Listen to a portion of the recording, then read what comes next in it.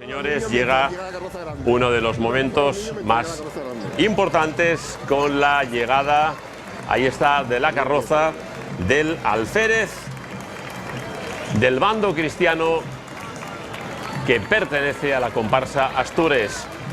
En esta carroza que hace referencia, claro que sí, a todo el imaginario que les había dicho de Asturias. Toda Asturias está en esta carroza.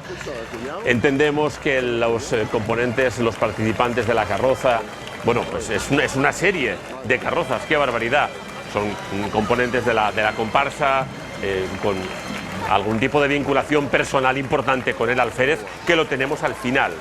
Lo vamos a ver al final.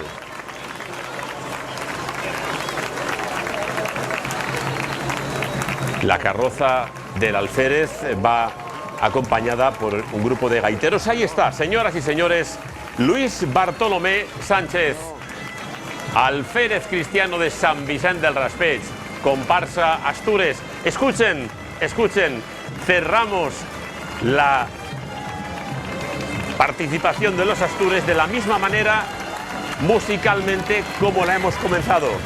En este caso con el grupo de gaiteros que interpreta la pieza El Charnero. Alférez cristiano Luis Bartolomé Sánchez. Disfruten de este momento, uno de los más grandes de la entrada cristiana.